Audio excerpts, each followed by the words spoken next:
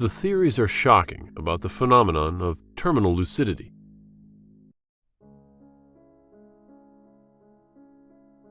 Hello everyone. Undoubtedly in our lives, at least once, we have experienced a peculiar and perplexing state of mind, a dreamy sensation, in a state of trance or unconsciousness. But there's a phenomenon even more remarkable, a mystery known as terminal lucidity. When an individual afflicted with Alzheimer's disease or other cognitive conditions suddenly awakens after days of being in a stupor, they sit up, converse, request nourishment, and recount the events they witnessed during their spell of confusion. This has instilled hope and, at times, disappointment among their loved ones, as it defies all predictions about their condition, nourishment, and recount the events they witnessed during their spell of confusion. This has instilled hope and, at times, disappointment among their loved ones, as it defies all predictions about their condition.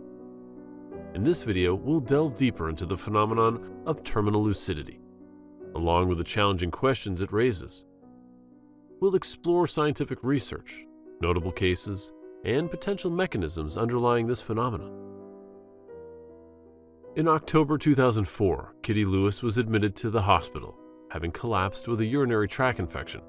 For a week, she was barely conscious, but on the Sunday, when her family members visited, she was sitting up in bed, smiling as we walked in. For the next 2 hours, she laughed and joked, completely cognitive, coherent, lucid.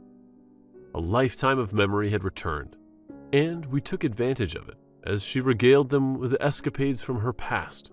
Their funny, eloquent, vibrant mother had returned. It all came back to her in one rush. It was like a bolt of lightning. The clouds cleared. After they left that afternoon, she slipped back into a semi-conscious state, soon not knowing who she was, and died within days.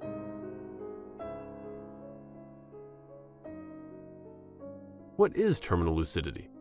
For decades, researchers, hospice caregivers, and stunned family members have watched with awe as people with Alzheimer's or other forms of dementia suddenly regain their memories and personalities just before death.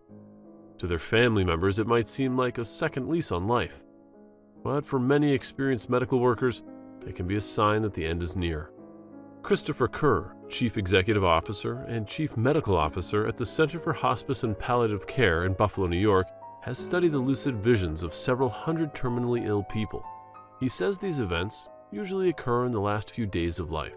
Such terminal lucidity is defined as the unexpected return of cognitive faculties such as speech and connectedness with other people. This connectedness goes beyond the return of lost communication ability and situational awareness.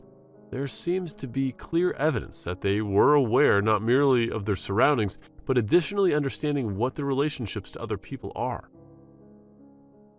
As surprising as these events might seem, they are quite common. What we found is lucidity was more common than it was the exception in dementia patients, which would suggest that the idea of being terminal is not entirely correct. Instead, it suggests that episodes of lucidity should be seen as a part of the disease experience rather than aberrant events. It is found that a variety of these episodes occurred months, even years, before the persons died. It's almost like they are preparing themselves to die. The potential implications of these widespread, temporary cognitive resurgence are profound. It suggests that there may be neural networks that are remaining, and/or pathways of neural function that could help potentially restore cognitive abilities to individuals we otherwise think are permanently impaired.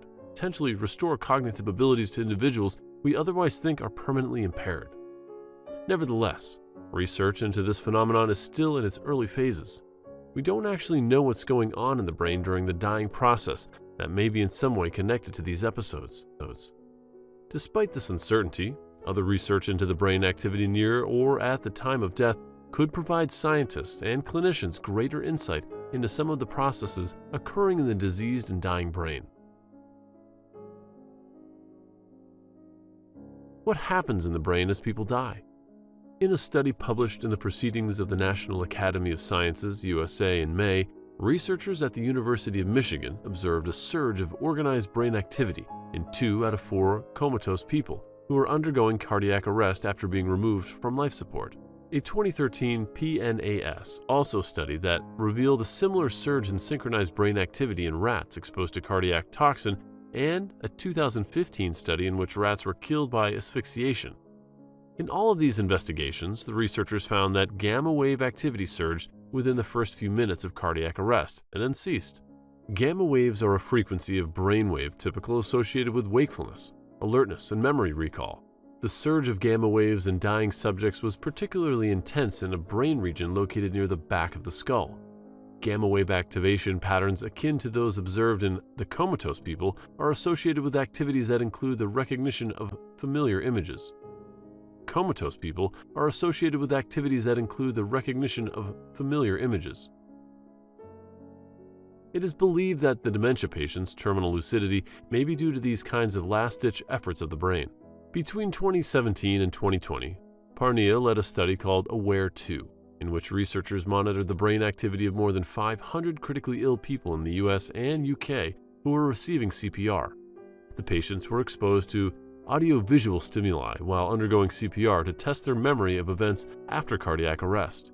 Those who survived were later interviewed about how aware they were during the resuscitation process. According to Parnia, 1 in 5 survivors reported lucid experiences that occurred after their heart stopped.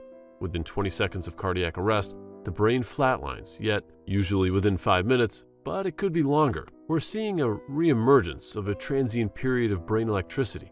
Parnia believes the dying brain loses the usual suppression mechanisms that allow us to focus on individual tasks during our day-to-day lives.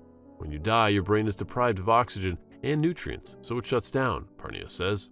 The shutting down process takes away the brakes, and suddenly what seems to be happening is it gives you access to part of your brain that you normally can't access. All your thoughts or your memories or your interactions with everyone else comes out. It gives you access to part of your brain that you normally can't access. All your thoughts or your memories or your interactions with everyone else comes out.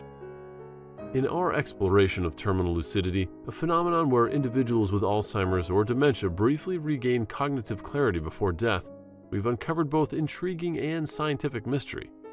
While this end-of-life resurgence challenges our understanding of cognitive decline, it remains a common occurrence. Research suggests that hidden neural networks in the brain might hold the key to these remarkable moments.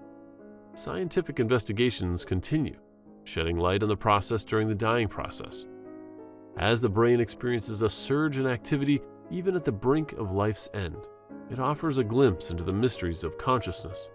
Stay tuned for more insights in future videos.